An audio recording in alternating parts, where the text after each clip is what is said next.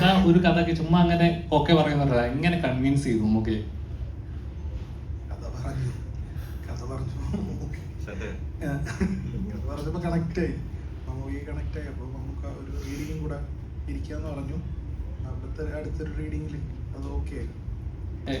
ഏകദേശം ഞങ്ങൾക്കൊരു പ്രഡിക്ഷൻ പറയാൻ പറ്റുന്നത് എന്താ ഒരു പ്രതീക്ഷ? ആക്ഷൻ എന്റർടൈനറാണ്, അതിനകത്ത് എന്തെങ്കിലും ഒരു പുതിയ പരിപാടിയൊക്കെ ചെയ്യാൻ ശ്രമിച്ചുകൊണ്ടിരിക്കുകയാണ്. ഗംഭീരമാക്കാം.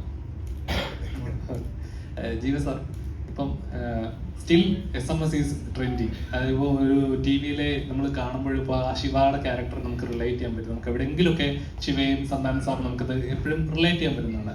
അപ്പോൾ ഇന്നത്തെ ജനറേഷനിൽ ഇങ്ങനത്തെ ലവ് സ്റ്റോറീസ് ഒക്കെ കാണുന്ന സമയത്ത് how do you feel about that? എന്താ ശിവ ഇപ്പോഴും ഒരു പ്രേമം വന്നു കഴിഞ്ഞാൽ എല്ലാം തുറന്നു പറഞ്ഞാൽ ഒരു കഥാപാത്രം മിസ് ചെയ്യുന്നുണ്ടോ ശരിക്കും? இப்போ இருக்கிற சிவா வந்து இப்போ இருக்கிற ஜென்ரேஷன் ஆக்ட் பண்ண அரெஸ்ட் ஆயிடுவான். ஏன்னா கொஞ்சம் டாக்ஸிக்கான இதுதான். But yes, I'm working with same director, நம்ம SMS படத்தோட டைரக்டர் ராஜேஷ். அவரோடைய இப்போ ஜாலியாக இருந்த ஒருத்தன் சொல்லி ஒரு படம் நடிக்கிறேன். அதோட ப்ரோமோஸ்லாம் வெளியே வந்திருக்கு, நீங்கள் பாருங்கள். ஸோ இன்றைக்கி இருக்கிற ஜென்ரேஷனில் எப்படி பாய்ஸ் ஃபேஸ் பண்ணுறாங்க அப்படிங்கிற ஒரு மேல் மென்டல் ஹெல்த்துக்கான ஒரு ஃபில்மாக நான் பண்ணியிருக்கேன்.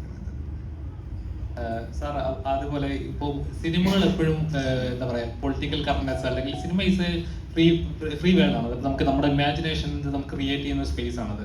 അതിനെ വന്ന് ഇപ്പോൾ ബ്ലോക്ക് ചെയ്യുക, സെൻസർ ചെയ്യുക എല്ലാം ചെയ്യുമ്പോൾ ഉണ്ടാകുന്ന ഒരു ക്രിയേറ്ററുടെ സ്പേസ് ആണ് പോകുന്നത്.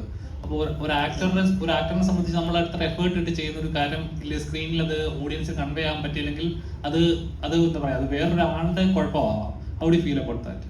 கிரியேட்டருங்கிறது வந்து நல்ல கிரியேட்டர்ஸும் இருக்கிறாங்க, லைக் கான்ட்ரவர்ஷி பண்ணுற கிரியேட்டர்ஸும் இருக்கிறாங்க.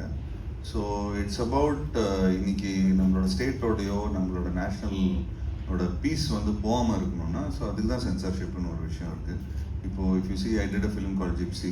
அதில் வந்து ஃபுல்லாக கேரளாவில் கூட தான் ஷூட் பண்ணியிருப்பேன். சன்னி வெயின்லாம் நடிச்சிருப்பார். அதில் கிட்டத்தட்ட 48 சென்சார் கட்ஸ் இருக்குது. ஸோ ஏதோ ஒரு விதத்தில் it is hurting people's sentiments to maintain states peace, national peace அப்படிங்கிறது வந்து ஐ திங்க் கவர்மெண்ட்டாக அதுக்கு தான் நியமிக்கப்பட்டிருக்கிறாங்க. So we have to abide for the rules. இந்த படத்துலேயும் 2-3 கட்டுலாம் இருக்குது, பிகாஸ் பொலிட்டிக்கல் டைலாக்ஸ்க்கான ஒரு விஷயங்கள்லாம் இருக்குது. ஸோ அது முதல்ல தே ஹவ் கிவன் நார்ம்ஸ், இந்த மாதிரி விஷயங்கள்லாம் பண்ணக்கூடாது, சில வார்த்தைகள்லாம் நம்ம யூஸ் பண்ணக்கூடாது.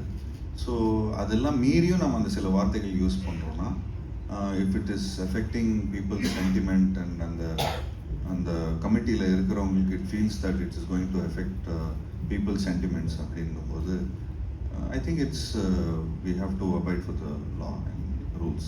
ஏதோ யாராவது நம்மளை கண்ட்ரோல் பண்ண மாதிரி ஒரு ஃபீல் இருக்குல்ல?